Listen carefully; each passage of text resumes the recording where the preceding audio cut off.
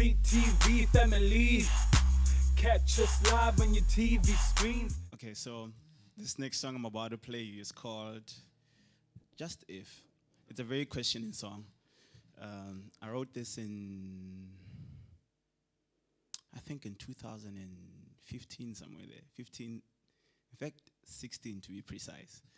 I met this girl in 2009 after I finished college. And then this songs are going to be about a lot of girls that I met. You should brace yourself. So I met this girl. She was going, I think, to the University of Lesotho. And she was doing her final year at the time. Then I saw a girl with a guitar. And that to me just meant go to her. I didn't even know what I was going to say to her. I got to her. She was the sweetest person I've met. And at the time, I was doing some volunteering work. Volunteering work is long way. Volunteering work for Lesotho Parenthood Association. I don't know whether I should have said that on camera. But anyway, I was going wherever I was going. I spoke to her briefly. Went back to the place. I got her, and I only to find her in our office. Phew, the sweetest thing. So then. Only like one of my friends had met her before, and he was gonna teach her how to play the guitar. So I mean, I was a step ahead of the other guys. Obviously, I talked to the girl and all of that. Then one of my friends asked for her number, and she asked me, "Baby, should I give him his number?" Sure. The sweetest thing. I don't know who shot the shot. She did, I did, but there were shots. And then. That year, she was leaving and going to a different country, unfortunately, to go and study. I'm not going to disclose the country, then she'll know I'm talking about her. She'll know I'm talking about her. Then she left. That was a sad thing. I only saw her, 6, 7 years later. And there wasn't really that much. I mean, 7 years, life has happened. Then, fast forward to a year later, we are in the same mentorship program. No, the fire started. So I started asking myself all these questions that I'm going to ask now when I sing the song. It's called Just If. Enjoy it, ladies and gentlemen.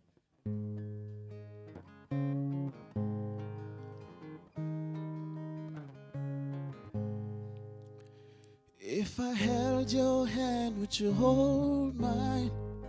Walk this road, just you and I. If I met your folks, would you meet mine? Spend some time with us, wine and dine. Now,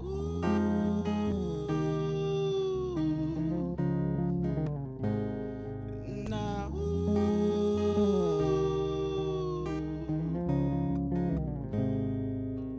in the night when it's dark and cold outside, would you find your comfort by my side?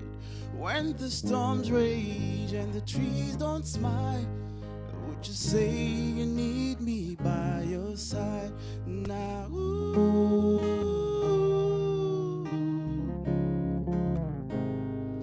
now,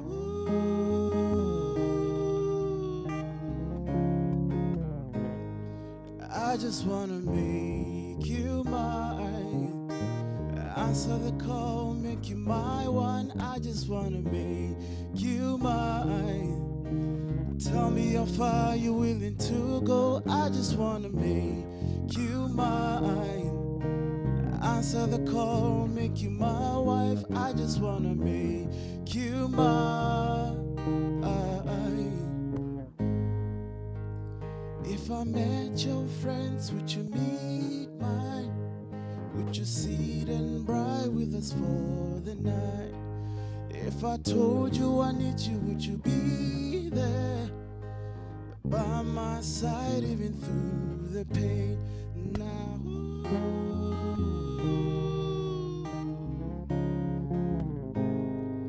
now,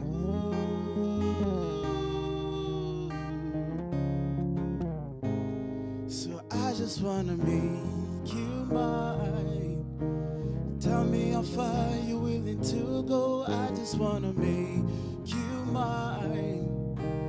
Baby, baby, you're the one. I just wanna make you mine. Tell me how far you're willing to go. I just wanna make you mine.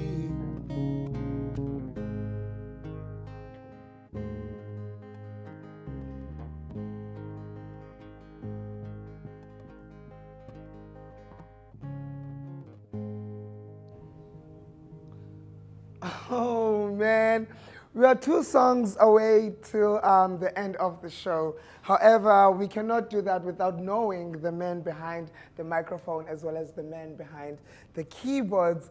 Johnson, thank you so much for what you are adding to our listening sessions. It's something so fresh because earlier on we've had hip hop artists, we had Abantu Abacula Afro Pop. This is so refreshing right now, especially coming from a young person like you. Le genre sounds like India soul mixed with jazz. With what's this genre? Well, it's a bit of soft rock, pop, and R&B. What I do. Let me start here. I am Johnson, and then this is Mr. Doomy, the guy on the keys and the bass. We're a duo. We usually play like full band, but we just thought we'd bring something a little bit intimate for the people that are watching at home, you know? I know it's like it's festive season and everybody's in a rush, but we thought we'd just tone it out a little bit. Yeah, we do need to take some time and chill and think about the people that we might have in our lives or we've lost along the way. Is that what your story is about? I actually write a lot of love songs. Yeah. I'm a believer in love. I know, like, we've sort of become a society that doesn't value love, but Yeah. I'm not like that. I still value love, and I still feel like there's genuine love out there, and that's basically where I draw from. That's where I write from. Yeah. I write the stuff that I feel, and the stuff that I hear eventually. What's the craziest story that you can tell about a song working in your advantage when you sing it too? Shoo. They all work to our advantage. Yeah? It's good and it's bad. Yeah? Because then it invites unnecessary eyes and attention. But at the same time, it is what it is. Yeah. But the craziest one, shucks, I think it's gotta be, it gets better. Like, I wrote that song it was a song about conflict resolution when I first wrote it. And it wound up becoming a song about love because I made her sing it. And then she blew my mind. It was just a song where I was talking about when two people are in a relationship, a normal relationship, that when we fight, that's when we get to know each other more, because that's, you sort of expose your vulnerability. You're saying to this person, I don't like when you're doing this.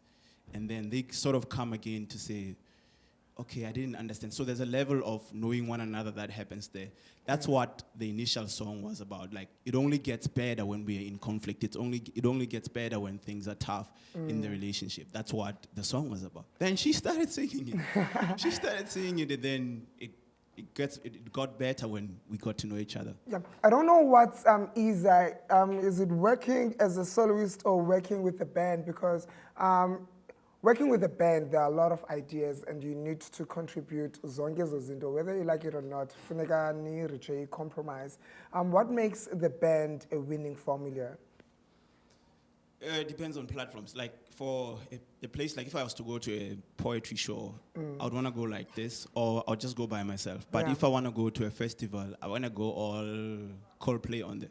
Yeah. Yeah, because we have a much fuller and bigger sound than this, but we just decided we wanted something intimate, something where we can log on to people's souls and then expose ours as well. Because I feel like this is an intimate session, not just with us here in the studio, but with everybody at home. There's people, families watching us, relating to my story. I'm sure the father there at home is thinking of the time when he was making their mom and all of this stuff. The kids are thinking they're people. Okay, now slow down. Well, what made you realize that you are talented enough to go behind the microphone? Sure. I started as a rapper. Yeah. Like For real? I can rap. Okay. I started as a rapper. And I think I grew up, like, I'm much older. I'm from like another generation. So in our time when we grew up, there was just a lot of hip hop, like your Nas's of the world, your KRS-Ones, your Busta Rhymes. I grew up in that era. So my brother loved that a lot. So he always played all these stuff, would rap on their songs, like their lyrics and all of that. We had songbooks at the time, we'd write the songs down and all of that. So there was just this urge for me to just want to know, if I was to write my own song, what would then happen? Then I carried on the journey. Then I met a guy in college back in Lesotho called Komesa. He was playing the guitar. It was my first time to see somebody physically playing the guitar. We became friends, and we're still friends up to today. That's how I got into playing the music. Then in doing that, one time we were on stage.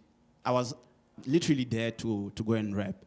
Out of the blue, I started singing. I didn't even know I had it in me. You didn't even know that you could sing? I didn't even know I could sing. Wow, I remember what a one story. producer said to me, dude, I just thought you were a rapper. You could sing. I'm like, dude, I'm just a struck. Yeah. So that's how I found It out. wouldn't be a listening session if we sat here and spoke the whole episode. I just want to give you privilege, your viewers, by social media and follow you. Where do they find you and where do they consume your music? All this music that I'm playing for you guys is yet to come out. It's on Hello! EKSE exclusive, ladies and this gentlemen. is exclusive. Okay, it's not exclusive. out there just yet. Yeah. We will go up. Otherwise, who are you on social media? I'm Johnson Mathetse. Johnson Mathetse on Instagram. Johnson Mathetse on Twitter. I am Johnson on Facebook. Just Johnson. Yeah. 2 more songs after the quick ad break that we're going to take. So make sure that I'll pause for you. We'll be right back with Johnson. That's it.